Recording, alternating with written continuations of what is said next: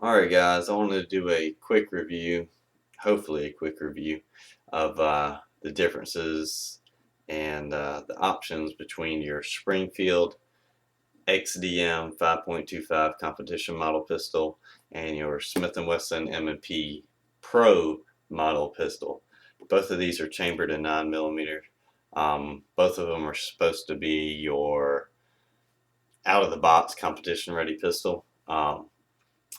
I had a really hard time deciding between which two would suit me best, which one I would feel better in my hands, which one would shoot better, which one was lighter, blah, blah, the list could go on and on.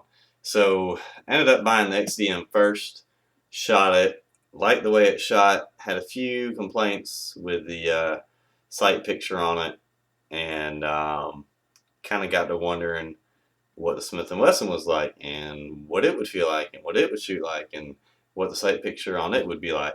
Did a little bit of research online, read some forums, a lot of good reviews about the Smith & Wesson, just like the XDM.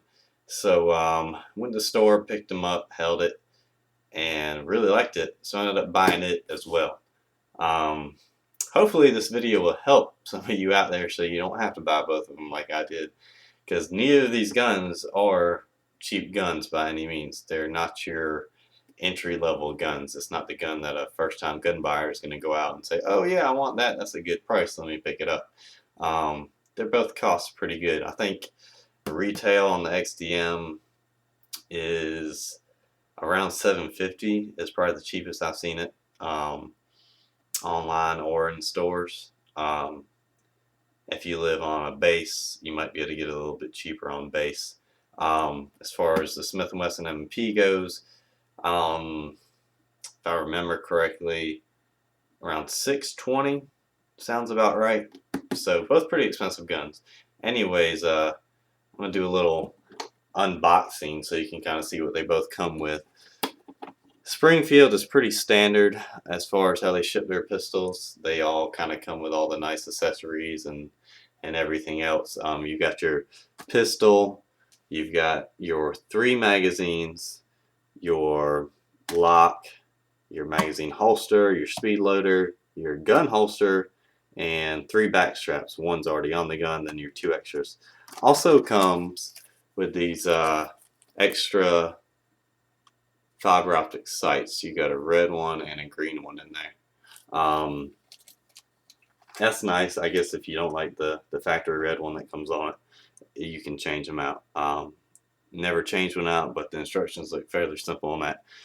Smith & Wesson, you got your 3 back straps. Again, one's already on here. Get your medium and large. 2 magazines versus the 3 magazines. A lock. And that's pretty much it. Pretty standard. I'm not saying that that's pretty much it, like that's a bad thing. Most guns, this is what you get. FN, you'll get 3 magazines as well, but most guns, 2 magazines is standard. The back straps are nice, but as far as the Springfield goes, they always kind of hook you up and load you up with a nice package. Anyways, let's push these to the side and actually take a look at the guns themselves. That's the that's the Smith & Wesson, I'm sorry, and the Springfield. We can safety check both of them, make sure there's nothing going. I know how people just love to do that because nobody wants to shoot their face off in a video. Anyways, there's nothing in either. Double, triple, quadruple safety check them. Okay, weight differences. The Springfield XDM, by specs, I think weighs 2 or 3 ounces more than the Smith & Wesson. That's not to say that it's a heavy gun. Both of these are extremely light guns for their size. They're actually very surprising considering the size, how light they are. Don't remember the exact ounces as far as it goes, but they're both lightweight. The Springfield's got a couple nice little features on it. You got your top slide cut out on there, which helps to save weight. But more so than save weight, it really balances the gun in your hand, like really nicely. That's upside down. it kind of, instead of it being so nose heavy like most guns are, I mean it still is, of course. I mean you can't get away. It's a 5 and a quarter inch barrel, so you can't get away from it being nose heavy. But it definitely helps. It feels a lot more solid, or more balanced, I should say, in your hand. Smith & Wesson doesn't feel bad by any means.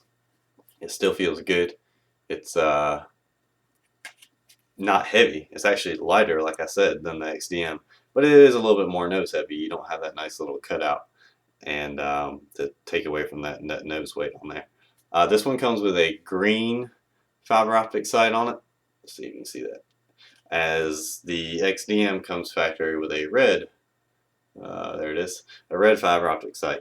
Both have your rail cutouts on the bottom to accept weapon lights or lasers, whatever you want. To me, it looks like the Smith & Wesson has a standard Picatinny setup, Weaver setup, whatever you want to call it. The XDM, they look a little bit closer together, so you might have to get a little bit custom on that. I know a lot of the stream lights, like the TLR3 and all that, come with all the different settings. You can get these upright for y'all. They look upright for me, but on the camera, they're backwards, of course. So you might have to get a little bit creative with that as far as that goes. As you can see, I've got a Hogue grip on this one. The XDM is a little bit narrower as far as the grip goes on it. So I put the Hogue grip on it. It's got a nice little palm swivel in it to try to thicken it up in my hand. As far as holding the pistols go, we're just going to go over the side-by-side benefits on it, because otherwise I'll get super sidetracked and I'll forget to mention one thing versus the other thing on the other gun. Anyways, Smith & Wesson, from the factory in my hands, it's got a really nice palm swell on it from the factory. If you read the reviews on the Smith & Wesson M&P, let me zoom in a little bit on this too, since we got the boxes out of the way. Probably go one more, actually. Let's see. Yeah, that'll work. All right, the got a nice palm swell. Like I said, if you read any reviews online, forums, or whatever, people talking about them, they feel great in your hands from the factory. I mean, when I pick this gun up, it feels super natural in my hands. Whenever I look down the sights, it naturally goes to what I want it to go to, what I'm aiming at. If you read about a lot of them, the bore axis on a Smith & Wesson is a lot lower than on an XD. Let's see if we can capture that in the video.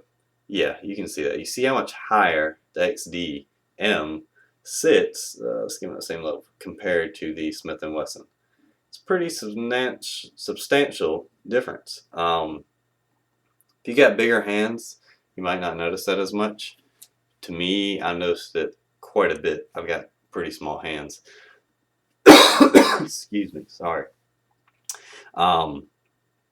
So the Smith & Wesson fits me a lot nicer. It feels more natural when I pick it up. Not that the XDM feels bad. It feels great. It feels like a good gun. Just feels more natural. You can almost see the height difference just in the slats. I mean, the Springfield's a lot shorter here compared to here. Let's go to the triggers. Both have nice, fairly smooth triggers. I'll dry fire it. Nice and crisp. I don't feel any stacking. Maybe a little bit of stacking, but nothing terrible. The XDM feels a lot smoother until you get to the very end, and then it gets kind of gritty. Definitely more weight on this. I'd say probably 1.5 pounds to 2 pounds more trigger pull on the XDM versus the Smith & Wesson. Being as this is a competition model, I was kind of expecting a little bit better trigger on it. That was a little bit disappointing. But it's not a bad trigger. It's a good trigger. Better than most standard pistols, I should say. But I guess I just expected a little bit more. The magazines, they both fall nice and free. No catching on that at all. Can't really give a +1 to either of the pistols on that. They're both about the same. As far as your serrations go, these are called clamshell serrations. They only have them on the back of the 9mm. On the 45, I'm not sure about the 40. The 45, they got them on the back and the front on the Smith & Wesson. Don't know why they only put it on the back on the 9. But these actually feel better than the XDs. The XDs feel great. They're nice and deep, and it's nice that they got them on the back and the front. I just like the way the clamshell feels a little bit better. I think I can get a better grip on it. But in all honesty, I usually grab my pistols from the front. I know that's wrong, but I usually do. And so the XD actually works a lot better for me, especially when my hands are sweaty. I can grab it. I can still get a nice grip because I'm grabbing the front. I've kind of had to train myself with the Smith & Wesson to grab it from the back. They both have ambidextrous magazine releases. Sorry, got a little tongue-tied. Smith & Wesson doesn't have one on this side, but you can flip it to that side if you're a left-hand shooter. You got your slide release on both sides on the Smith & Wesson, whereas on the Springfield, you've only got the slider release on one side, but then you've got an ambidextrous magazine release. Kind of doesn't make sense why they did that, but they did, and that's the way it is. So another thing to note on the weight, I know I talked about the weight a long time ago. The Springfield also has nice little cutouts inside the slide. That is nice. I can take the slide off for you. It's not too hard on that. We can actually show you that it's done. Oh gosh, let's do this upside down. We're gonna do it upside down. You're just gonna have to deal with it. Slide it back, lock it, push this up. Simple as that. Anyways, if you can see, yeah, you can see it great.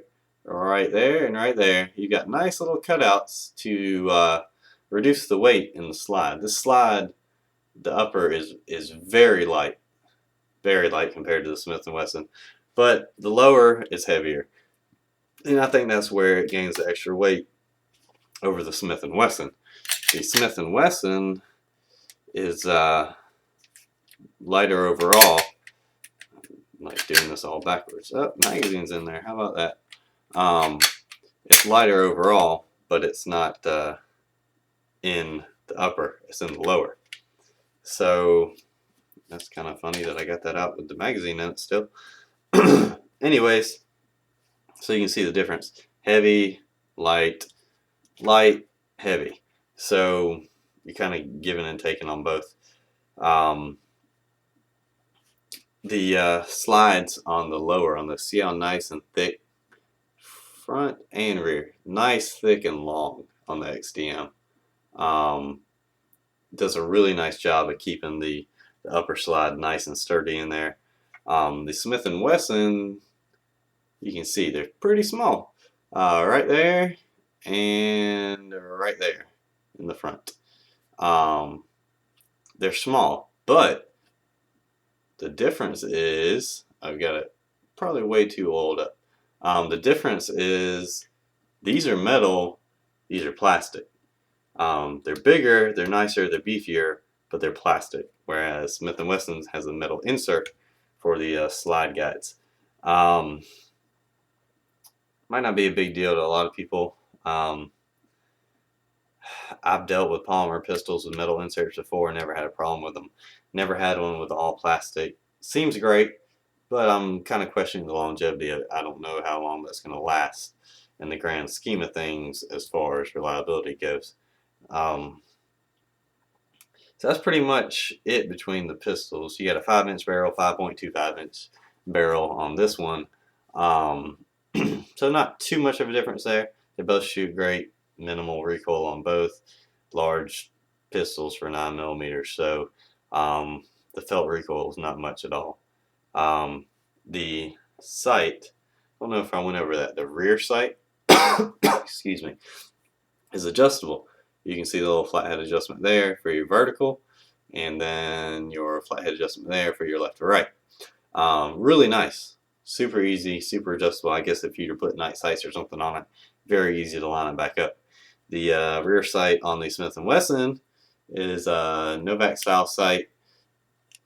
You'd have to drift punch it to move it left or right. Not a big deal, still adjustable, but a little bit harder than just turning a flathead screwdriver on the XDM. For me, I know a lot of people don't like to hear this. They don't like to hear, oh, which pistol's better. I mean, they all want to hear it, but they don't want me to go out and suggest. I'm not suggesting anything. I'm giving my opinion on which gun I like best. For me, if I could go back and buy just one pistol, I would go in the Smith & Wesson. The weight isn't that big of a deal. I could care less about it. They're both lightweight guns. It's really the way it feels in my hands. It just feels supernatural in my hands. It feels great. There's really not much about it that I can complain. I guess maybe the Springfield does feel like a better built gun. Feels like they put a little bit more quality, a little bit more time in putting it together. But I've read and seen people go through some pretty hard torture tests with the Smith & Wesson as well. 5,000 rounds through it, 10,000 rounds through it, no problems. So even though this one doesn't feel as good quality-wise, I think it'll still hold up. We all know XD Springfield builds a quality gun. There's no question about those holding up. It's going to hold up for you. I have read some problems about, I think this is the striker retainer pin right here, about that failing. They make upgraded pins for like $7. You can drive them in there. That's really not a minus on that part for me. Really, it's just the feel. I had to add the palm swell hoe grip to the XDM to try to make it feel right in my hands, but it still didn't feel quite as right as the Smith & Wesson M&P on there. Trigger's a little bit better on the M&P for me. I feel like it's a little bit smoother, a little bit less weight to it. XD is nicer as far as the balance goes, but once you load up this magazine, that nose heaviness kind of goes away anyways. So if I had to go back again, like I said, I would definitely go with the M&P style. M&P Pro is the 5-inch model, over the Springfield. Springfield's not a bad gun by any means. I mean, if you want to pick one up, it's a great purchase. You're not going to go wrong with either. But for me, like I said numerous times, and I'll probably say it one more time, Smith & Wesson M&P. I hope this video helped to kind of bring to light the differences in the pistols. There's quite a bit of confusion for me whenever I was looking at both of them as far as which one I like best. It was probably more preference than anything, but I always wanted to know the differences in them and all that. So hopefully this will shed some light. If you got any questions, don't hesitate to comment. I'll try to respond to them. I don't log on to my YouTube account nearly enough, but if I see a relevant question, I'll respond to it. But anyways, hope it helped, and have a great day and safe shooting.